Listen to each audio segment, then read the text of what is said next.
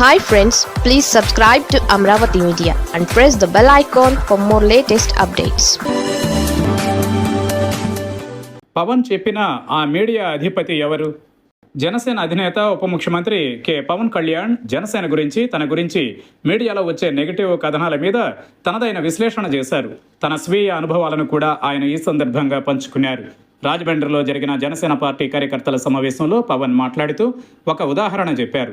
ఒక TV channel head ఉంటాడు. వాళ్ళ ఫంక్షన్స్కి రెగ్యులర్గా ప్రతి సంవత్సరం వెళుతూ ఉంటాను. ఒక ఏడాది కనుక పొరపాటున వెళ్ళలేదంటే మాత్రం నా మీద జనసేన మీద నెగిటివ్ ఆర్టికల్ రాసేస్తాడు అని సంచలన కామెంట్స్ చేశారు.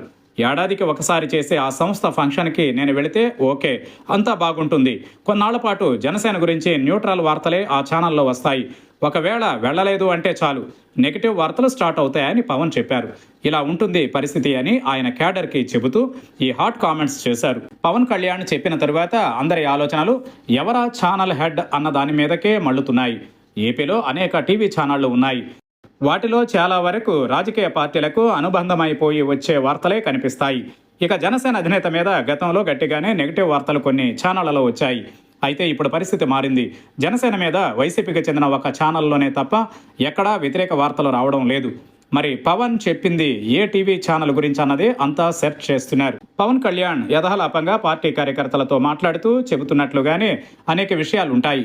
కానీ వాటి లోతుల్లోకి వెళితే ఆశ్చర్యకరమైన పరిస్థితులు కనిపిస్తాయని అంటున్నారు. మీడియా పోకడలు, వాటి తీరు గురించి పవన్ చెప్పుకొచ్చారా అన్నదే ఇప్పుడు సాగుతున్న చర్చ. నిజానికి తెలుగు మీడియా రాజకీయంగా ఎప్పుడో చీలిపోయింది అన్న చర్చ ఉండనే ఉంది.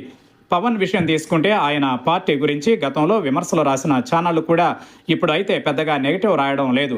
మరి గతంలో జరిగిన వాటిని దృష్టిలో ఉంచుకుని ఆయన ఆ విధంగా చెప్పారా, లేక ఇప్పటికీ అలాగే జరుగుతోంది అన్న ఉద్దేశంతో చెప్పారా అన్నది తెలియడం లేదు. మొత్తానికి ఒక టీవీ ఛానల్ యజమాని ఉంటారు అని పవన్ చెప్పిన దాని మీద అంతా తీవ్రంగానే ఆలోచన చేస్తున్నారు. పవన్ తన ప్రసంగంలో అనేక విషయాలను ప్రస్తావించారు. రాజకీయ విశ్లేషకుల నుంచి, రాజకీయ పార్టీల నుంచి, మీడియా తీరు గురించి కూడా ఆయన చెప్పిన అంశాలు ఇప్పుడు హాట్ టాపిక్గా మారి తెగ వైరల్ అవుతున్నాయి.